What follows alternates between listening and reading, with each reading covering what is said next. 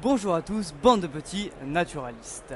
Aujourd'hui nous sommes en direct du Salon de l'Agriculture et avec France 3 je vais vous présenter une petite météo.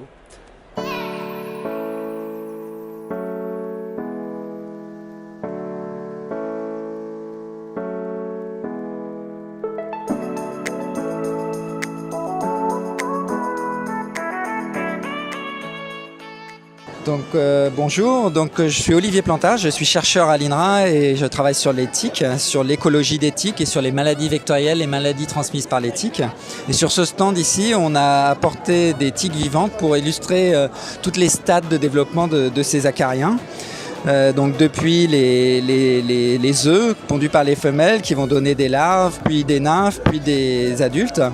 Et chacun de ces stades nécessite un repas de sang fait sur un vertébré qui peut être des oiseaux, des mammifères, des lézards, toute une grande diversité d'hôtes exploités par ces tiques. Donc il y a à peu près 900 espèces de tiques qui ont été décrites dans le monde. Et en France, on en trouve une quarantaine. La plupart de ces espèces de tiques sont relativement spécifiques, spécialisées sur des hôtes particulières. Par exemple, ça peut intéresser des naturalistes. Il y a des tiques qui sont très spécifiques aux chauves-souris. Sur les rhinolophes, on trouve deux espèces de tiques bien particulières. Il y a une espèce de tique qui est très spécifique à l'hirondelle des rivages, par exemple. Donc ça, c'est le cas de la majorité des espèces de tiques. Mais il y en a une qui est, elle, par contre, très généraliste. Elle s'appelle Ixodes ricinus. Et donc, cette espèce de tique, c'est la plus problématique parce qu'elle transmet tout un tas de maladies, notamment à l'homme, et plus particulièrement la maladie de Lyme, qui est une maladie vectorielle vraiment importante dans l'hémisphère nord. C'est probablement la maladie vectorielle la plus importante de l'hémisphère nord, avec des dizaines de milliers de cas en Amérique du Nord ou en Europe de borréliose de Lyme. Donc si j'ai un message à faire passer auprès des naturalistes qui vont dans le milieu naturel, c'est de faire bien attention en revenant de promenade sur le terrain et de s'inspecter pour vérifier que vous n'êtes pas fait piquer par des tiques. Parce que les tiques injectent tout un tas de composés, par exemple des substances anesthésiantes, analgésiques, qui fait que vous ne détectez pas que vous êtes fait piquer par une tique.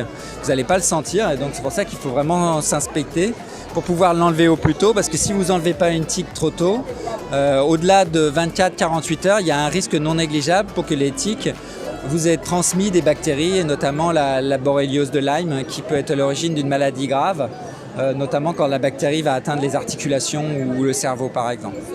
Donc déjà essayez de détecter si vous n'avez pas été piqué par une tique, et si vous avez été piqué, surveillez si vous n'avez pas ce qu'on appelle un érythème migrant, c'est-à-dire une espèce de tache rouge qui va partir de façon centrifuge autour du point de piqûre, et il y a une auréole blanche qui la peau redevient de couleur naturelle, et donc ça c'est le symptôme le plus évident de la borréliose de Lyme, et dans ce cas-là il faut vraiment vous faire prescrire un traitement antibiotique si vous détectez ce symptôme. Voilà.